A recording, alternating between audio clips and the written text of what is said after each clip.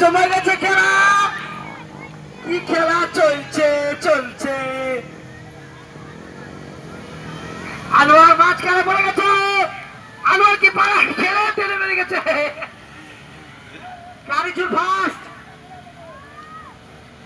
রাকেশ প্রতিযোগী, মোবারক পাক গেল।